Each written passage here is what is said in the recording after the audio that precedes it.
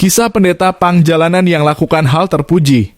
Dengan tubuh bertato, rambut gondrong, dan gaya nyentrik, ia mungkin tak terlihat seperti pendeta pada umumnya.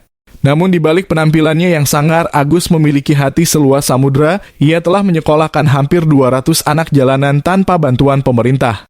Baginya, pendidikan adalah hak dasar yang harus diperjuangkan, dan ia melakukannya dengan penuh dedikasi melalui yayasan yang ia dirikan sendiri. Tak seperti pendeta pada umumnya yang berkhotbah di dalam gereja, Agus lebih memilih terjun ke jalanan. Ia mendekati dan merangkul kaum marginal, termasuk anak-anak jalanan, dan masih banyak lagi. Karena pendekatannya yang langsung ke masyarakat bawah, Agus kerap dijuluki street preacher atau pendeta jalanan. Ia percaya bahwa nilai-nilai kemanusiaan harus diperjuangkan tanpa melihat latar belakang seseorang, termasuk agama, status sosial, maupun kondisi ekonomi. Pada tahun 2015, ia mendirikan Yayasan Hati Bagi Bangsa di Jalan Manggis I, Kelurahan Lamperlor, Kecamatan Semarang Selatan. Dari sinilah ia mulai menyekolahkan anak-anak jalanan tanpa syarat apapun. Saya sudah menyekolahkan hampir 200 anak tanpa bantuan pemerintah. Bagi saya, penampilan itu tidak penting. Yang penting adalah kita bisa bermanfaat untuk semua orang, ujar Agus.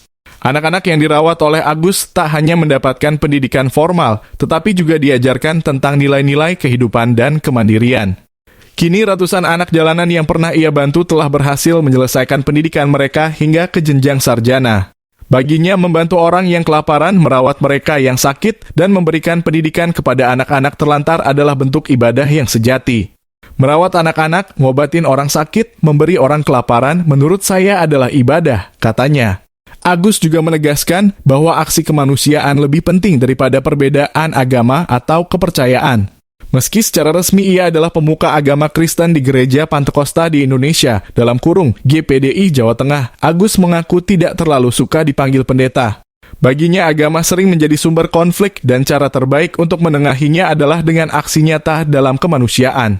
Menurutnya, orang sering kali menilai seseorang hanya dari penampilan luar, padahal yang jauh lebih penting adalah bagaimana seseorang bisa memberikan manfaat bagi orang lain. Kini di usia yang tak lagi muda, Agus Sutikno tetap berjuang untuk menjadi terang bagi banyak orang. Ia berharap apa yang telah ia lakukan bisa terus berlanjut dan membawa manfaat bagi lebih banyak anak-anak di masa depan. Kisah Agus Sutikno adalah bukti bahwa kebaikan bisa datang dari siapa saja, tanpa melihat latar belakang, agama, atau penampilan. Ia telah membuktikan bahwa satu orang dengan niat baik dan aksi nyata bisa mengubah hidup banyak orang.